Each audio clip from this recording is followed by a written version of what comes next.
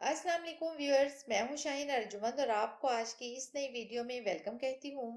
آج کی اس ویڈیو میں آپ کے ساتھ نہار منہ پانی پینے سے متعلق کچھ ایسی معلومات شیئر کروں گی جو شاید آج تک آپ نے نہ سنی ہو، کیونکہ میرے سمیت بہت سے لوگوں کو کہیں یہ پڑھنے یا سننے کو ملتا ہے کہ نہار منہ پانی پینا فائدہ مند ہے، کہیں یہ کہ نہار منہ پانی پینے کے نقصانات ہیں۔ اگر طبی طور پر دیکھیں تو نہار منہ پانی پینے کے فوائد ہیں، کیونکہ سونے کے بعد جسم میں پانی کی کمی ہو جاتی ہے تو اٹھنے کے فوراً بعد پانی پینے سے جسم میں پانی کی کمی دور ہوتی ہے، لہٰذا طبی طور پر نہار منہ پانی پینا درست ہے۔ لیکن اگر مسلمان ہونے کی حیثیت سے دیکھیں تو نہار منہ پانی پینے کے نقصانات ہیں، جن میں جسم میں کمزوری ہونا شامل ہے۔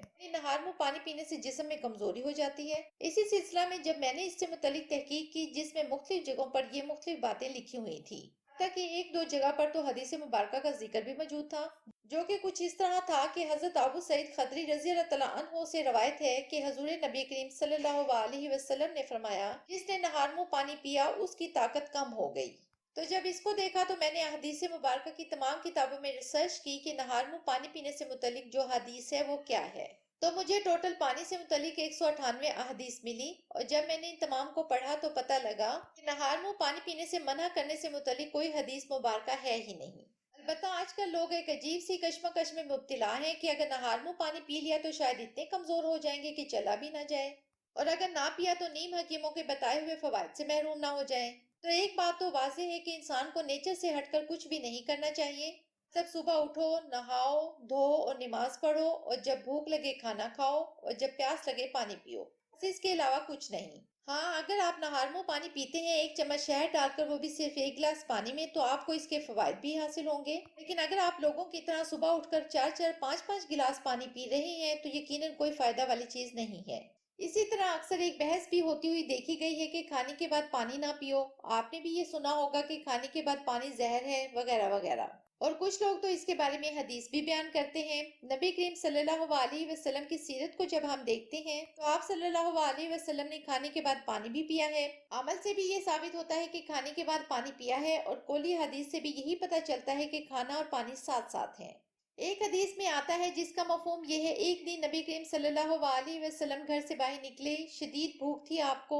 حضرت ابو بکر رضی اللہ تعالیٰ عنہ آپ سے ملے، ان کو بھی یہی مسئلہ تھا، بھوک کی شدت میں پریشان تھے۔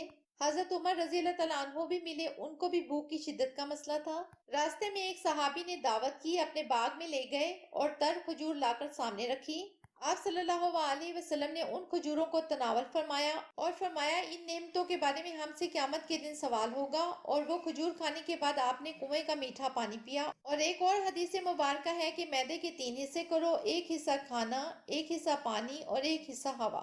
تو جو 1 حصہ کھانا اور 1 حصہ پانی ہے، اس کا صاف مطلب ہے کہ کھانے کے ساتھ ہی پانی ہے۔ اب اگر ان دونوں احادیث کو اکٹھا کیا جائے تو یہ ثابت ہوتا ہے کہ کھانے کے بعد پانی پینے کی سہولت صرف ان لوگوں کو ہے جو معدے کا 1/3 کھانا کھاتا ہے، یعنی وہ لوگ پانی نہیں پی سکتے جو پیٹ بھر کے کھانا کھا لیں، کیونکہ حدیث مبارکہ کے مطابق 1 حصہ ہوا کا بھی ہے۔ تو جو لوگ پیٹ بھر کے کھانا کھا لیں وہ پانی پینے سے اجتناب کریں۔ تو یہ تھی آج کی معلوماتی ویڈیو، بہت امید کرتی ہوں آپ کو پسند آئی ہوگی۔ اگر ایسا ہے تو ویڈیو کو لائک کر دیں، چینل کو سبسکرائب کر لیں، بیل آئیکن کو ضرور پریس کر لیں تاکہ آپ کو میری تمام ویڈیوز کا نوٹیفیکیشن سب سے پہلے مل سکے۔ مجھے دیں اجازت، ملتے ہیں ایک اور زبردست ویڈیو کے ساتھ، تب تک کے لیے اللہ حافظ۔